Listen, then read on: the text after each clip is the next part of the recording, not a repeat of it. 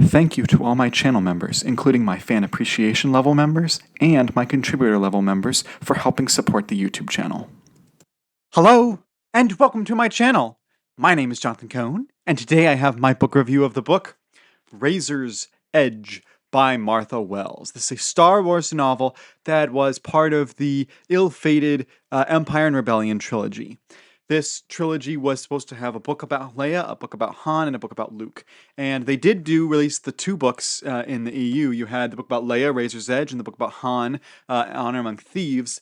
And then you had the book about Luke, which didn't come out in time as the EU was wrapping up, and so it got kind of punted a little bit and eventually was used in the canon. So it's not officially part of the trilogy. It's not even an official trilogy, but that's what it essentially was supposed to be.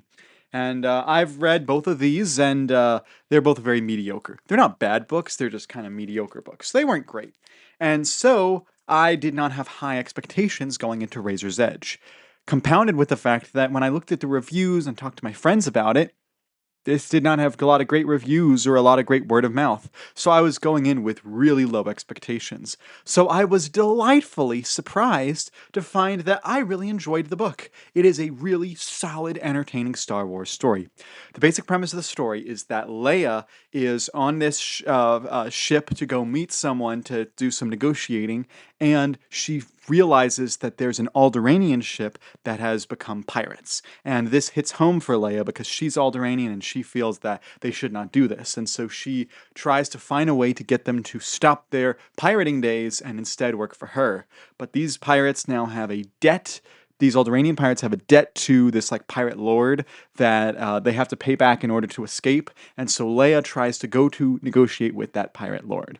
And it's a lot of fun. Mostly the majority of the story is about Leia doing the negotiating and trying to get herself out of these situations. And you have Han who's present, and Han's there, and his role is to try to gather information secretly and to try to find a way out of there and find a way for them to escape and all that stuff.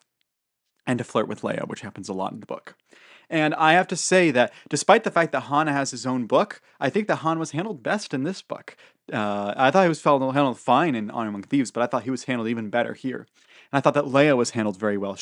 Martha Wells is not on the same level as understanding Leia in the same way that, say, Claudia Gray is, but she still gets Leia pretty well, so I thought that she did a good job nailing Leia's voice.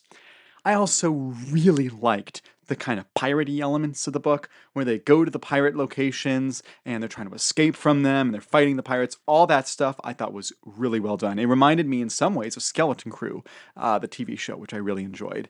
And then we also had two great villains, a major villain and a minor villain. The major villain is the pirate lord, Beast, and she was terrific. She was terrifying, but also unhinged. She was also kind of stupid at times, in the right way, though, and I thought that she was a very interesting villain character. And then you had Gregorian, or however you say his name, that was an Imperial who was very much ambitious and wanted to climb the ladder and wanted to capture Leia as his way to have advancement for the Empire. And he was interesting. He was at the beginning and end of the book, but he wasn't really in the middle of the book much. But they're the two main villains. I thought they were handled very well here. I also thought that just the way that this book tells story and adventure and moves from chapter to chapter was just very well paced, very enjoyable. Luke and Chewie are here, but they're criminally underutilized. And I felt the same way in Honor Among Thieves, whereas in this book, it had, both of these books have Han and Leia and use them enough, but Luke is just criminally underused in these. And Luke was just not used well, and when he was used, he just didn't feel right. Not that in a sense his voice was wrong, it's just the way that he was used as a character, the things he should have been doing, he wasn't. So that was just kind of interesting to me.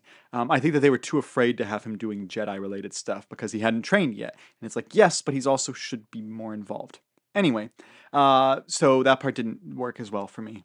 I do fear that this is going to be a book where I will enjoy it in the moment, and over time, it's not going to sit as well. It's not going to, age the best. It's not going to be one of these that I'm thinking about years from now as a favorite novel. It's just an entertaining read, and it's the best of the trilogy, but it's not amazing. So I'm going to give it an 8 out of 10. I enjoyed it. I had a blast. Could have been better, could have been worse. I had a good time with it, and and another EU book down. Only like as I record this, like 13 EU books left to go. So if you've read Razor's Edge, let me know your thoughts in the comment section down below. And until next time, I'm Jonathan, and thank you for watching.